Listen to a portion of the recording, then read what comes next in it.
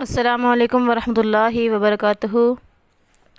7 class, امید کرتی ہوں کہ آپ لوگ خیر خیریت سے ہوں گے۔ اللہ تعالیٰ کے فضل و کرم سے آج کا ہمارا ٹاپک ہے سخاوت کی فضیلت اور بخل کی مذمت۔ سخاوت کے معنی ہیں اللہ تعالیٰ کی رضا کے لیے حاجت مندوں یعنی ضرورت مندوں کی ضرورتوں کو پورا کرنا۔ سخاوت کا مفہوم صرف مالی قربانی تک نہیں ہے بلکہ اپنی ہر قسم کی صلاحیتوں سے دوسروں کو فائدہ پہنچانا بھی سخاوت کہلاتا ہے۔ اگر آپ کے پاس علم زیادہ ہو تو آپ سخی ہو جائیں، نہ کہ اپنے علم کو چھپائیں، دوسروں کی علم کے ذریعے مدد کریں۔ اگر آپ کے پاس کسی اور قسم کی کوئی صلاحیت ہے تو آپ اس سے لوگوں کو فائدہ پہنچائیں۔ اب اسلام میں سخاوت کی کیا اہمیت ہے، فضیلت ہے؟ اسلام لوگوں میں سخاوت کی اعلیٰ انسانی قدر پیدا کرنے پر بہت زیادہ زور دیتا ہے۔ سخاوت پر بڑے اجر و ثواب کی خوشخبری سناتا ہے، اللہ تعالیٰ کی رضا حاصل کرنے کا اہم ذریعہ بتاتا ہے۔ سخاوت کو اللہ تعالیٰ اپنے اوپر قرض قرار دیتا ہے جو بڑھا کر واپس کر دیا جائے گا۔ سخاوت کو اللہ تعالیٰ نے تزکیہ نفس کو برائیوں سے پاک کرنے کا ذریعہ قرار دیا ہے۔ ایک جگہ اللہ تعالیٰ قرآن مجید میں مومنوں کی خوبیاں بیان کرتے ہوئے فرماتے ہیں، سورۃ البقرہ کی آیت نمبر 3 ہے، وَمِمَّا رَزَقْنَاهُمْ يُنْفِقُونَ، اور جو کچھ ہم نے ان کو عطا فرمایا ہے اس میں سے وہ خرچ کرتے ہیں۔ سخاوت کو قرض دیتے ہوئے قرآن مجید میں ارشاد الہی ہے، کون ہے جو اللہ کو قرض دے تو وہ اس کو اس سے دگنا کر دے اور اس کے لیے عزت کا صلہ ہے۔ جب بھی ہم کوئی نیک کام، کوئی اچھا کام کرتے ہیں تو اللہ تعالیٰ کے نزدیک اس نیکی کو لکھ لیا جاتا ہے۔ پھر اللہ تعالیٰ اس نیکی کا پودا، اس نیکی کی پرورش کرتے ہیں، اس کا پودا پھلتا پھولتا ہے اور وہ بڑا تناور درخت بن جاتا ہے۔ اگر ہم گناہ کر دیتے ہیں تو ہماری نیکی ضائع ہو جاتی ہے، لیکن اگر ہم اپنی نیکیوں کو بچا کے رکھتے ہیں تو ہماری نیکیاں قیامت والدین بڑا تناور درخت بن جائیں گی۔ حالانکہ یہ ہماری چھوٹی چھوٹی ہی نیکیاں ہوں گی، لیکن اللہ تعالیٰ اس کی حفاظت فرمائیں گے اور اللہ تعالیٰ اس کو ایک بہت بڑا درخت بنا کر، یعنی کہ بہت زیادہ نیکیاں بنا کر ہمارے سامنے پیش کریں گے۔ تو اللہ تعالیٰ کو تو ہم قرض نہیں دے سکتے نا، تو قرض ہمارے اسی طرح سے ہوگا کہ ہم جو ہے نیکیاں کریں گے اور نیکیوں کی حفاظت کریں گے تو یہ اللہ تعالیٰ بڑھا کر ہمیں دیں گے۔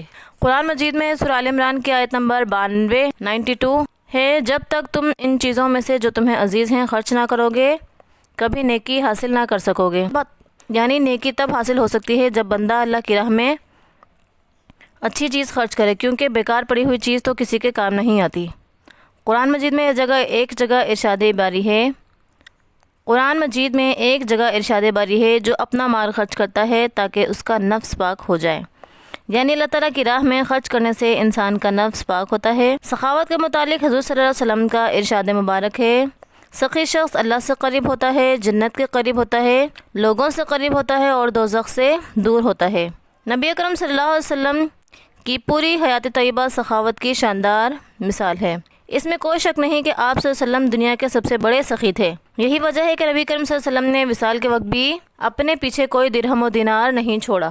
آپ صلی اللہ علیہ وسلم نے کبھی کسی سائل کو نہیں دھتکارا اور نہ ہی اس کو مایوس لٹایا، اپنا سارا مال ضرورت مندوں اور حاجت مندوں پر خرچ کر دیتے تھے۔ حضور اکرم صلی اللہ علیہ وسلم فرمایا کرتے تھے، اگر میرے پاس احد پہاڑ جتنا بھی سونا ہوتا تو مجھے خوشی اس وقت ہوتی جب میں 3 دن کے اندر حاجت مندوں میں اس کو خرچ کر دیتا۔ ایک مرتبہ حضور صلی اللہ علیہ وسلم نے ایک بکری ذبح کی اور اس کا سارا گوشت اللہ کی راہ میں تقسیم کر دیا اور فرمایا کہ جو گوشت تقسیم کیا گیا وہی دراصل باقی رہنے والا ہے، یعنی اس کا اجر باقی رہنے والا ہے۔ گوشت تو ختم ہو گیا، بانٹ کر یا کھا کر صرف 2 قسم کے آدمیوں کے ساتھ رشک کیا جانا چاہیے، ایک وہ جس کو اللہ تعالیٰ نے مال و دولت سے نوازا ہے اور وہ اس کو اللہ تعالیٰ کی راہ میں خرچ کر رہا ہے، اور دوسرا وہ شخص جس کو اللہ تعالیٰ نے علم و حکمت سے نوازا ہے اور وہ اس کے مطابق فیصلہ کرتا ہے اور اس کی تعلیم دیتا ہے۔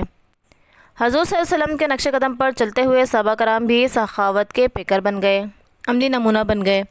انہوں نے بھی دکھی انسانیت کی خدمت کرنے میں کوئی کمی باقی نہ رکھی۔ سخاوت کے چند فوائد بھی ہیں۔ سخاوت کے فائدے یہ ہیں کہ نمبر 1، سخاوت کرنے سے اللہ تعالیٰ کی محبت اور اللہ تعالیٰ کی رضا حاصل ہوتی ہے۔ نمبر 2، سخاوت کرنے سے لوگ محبت بھی کرتے ہیں۔ نمبر 3، سخاوت کرنے سے دل کو سکون اور اطمینان حاصل ہوتا ہے۔ نمبر 4، سخاوت کرنے سے برے اخلاق مثلاً حسد اور تکبر جیسی عادات سے نجات ملتی ہے۔ اور سخاوت کے ذریعے غریبوں اور مسکینوں سے محبت حاصل ہوتی ہے۔ ظاہر سی بات ہے، جب ہم غریبوں پر مسکینوں پر دل کھول کر خرچ کریں گے تو وہ ہم سے محبت کریں گے، اور جب لوگ ہم سے محبت کریں گے تو اللہ تعالیٰ بھی ہم سے محبت کریں گے۔ سخاوت کی الٹ آتی ہے بخل۔ ایک ہوتا ہے اللہ تعالیٰ کی راہ میں بے دریغ خرچ کرنا، اور دوسرا ہوتا ہے کنجوسی کرنا۔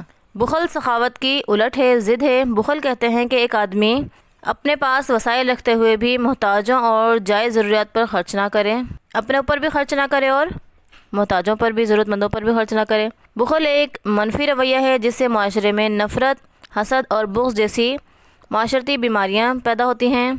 قرآن و حدیث میں بخل کی سخت مذمت کی گئی ہے۔ کافروں کی صفات بیان کرتے ہوئے قرآن مجید میں اللہ تعالیٰ فرماتے ہیں، سورۃ الہمزہ کے آیت نمبر 2 اور 3 ہے، الذی جمع مالا وعددا یحسب ان مالہ اخردا۔ الذی جمع مالا وعددا، جو مال جمع کرتا ہے اور اس کو گن گن کر رکھتا ہے، یحسب ان مالہ اخلدا، وہ خیال کرتا ہے کہ اس کا مال اس کی ہمیشہ کی زندگی کا موجب ہوگا، یعنی وہ گمان کرتا ہے کہ یہ مال اس کو ہمیشہ زندہ رکھے گا۔ نبی کریم صلی اللہ علیہ وسلم نے فرمایا، مومن کبھی بخیل نہیں ہو سکتا۔ اسلام یہ تعلیم دیتا ہے کہ اللہ تعالیٰ کسی کو زیادہ مال دے کر آزماتا ہے تو کبھی کسی کو کم دے کر آزماتا ہے۔ اگر اللہ تعالیٰ نے کسی کو مال و دولت سے نوازا ہے تو اسے صرف اپنی ذاتی ضرورتوں پر خرچ کرنے کے بجائے اللہ کی راہ میں خرچ کر کے سخاوت اختیار کرنی چاہیے، اور کسی کے پاس مال و دولت نہیں ہے تو اسے قناعت کی زندگی اختیار کرنی چاہیے۔ مال و دولت اللہ تعالیٰ کی بہت بڑی نعمت ہے، اس کا صحیح شکر یہ ہے کہ اسے اللہ تعالیٰ کی راہ میں حاجت مندوں پر خرچ کرنا چاہیے، بخل اختیار نہیں کرنا چاہیے۔ بخل اللہ تعالیٰ کی نعمتوں کی ناشکری ہے۔ اللہ تعالیٰ سخی ہے اور سخی سے محبت کرتا ہے، بخل کو ناپسند کرتا ہے۔ اور اللہ تعالیٰ کی راہ میں ہمیں وہی چیز خرچ کرنی چاہیے جو ہم اپنی ذات کے لیے پسند کریں، وہی دوسروں کے لیے دیں، اور کوشش کریں کہ ہمیں جو سب سے زیادہ محبوب ہو وہی خرچ کریں، کیونکہ اللہ تعالیٰ نے جب حضرت ابراہیم علیہ السلام سے مطالبہ کیا تھا تو ان کی سب سے پسندیدہ چیز ان کی اولاد کا ہی مطالبہ کیا تھا کہ یہ آپ اللہ کی راہ میں قربان کریں، اور اللہ تعالیٰ کے اس فیصلے کو انہوں نے مانا بھی تھا اور تعمیل بھی کی تھی، جسے اللہ تعالیٰ نے بہت زیادہ پسند کیا تھا۔ اب بخل کے کچھ نقصانات بھی ہوتے ہیں، جیسے ہمیں سخاوت کے کچھ فائدے پڑے تھے، اب ہم بخل کے نقصانات پڑھ لیتے ہیں۔ بخل کیا ہوتا ہے؟ بخل کرنے سے اللہ تعالیٰ ناراض ہوتے ہیں، بخل کرنے سے لوگوں میں نفرت پیدا ہوتی ہے، بخیل شخص ذہنی طور پر پریشان رہتا ہے۔ آج کا سبق ہم اسی دعا سے ختم کرتے ہیں کہ اللہ تعالیٰ نے ہمیں، آپ نے جو بھی مال دولت، علم، جو بھی نعمت عطا کی ہے، جو بھی صلاحیت ہمیں دی ہے، ہمیں اسے اپنی رضا کے لیے دوسروں پر خرچ کرنے کی توفیق عطا فرما۔ آمین ثم آمین۔ جزاک اللہ خیر و احسن الجزا۔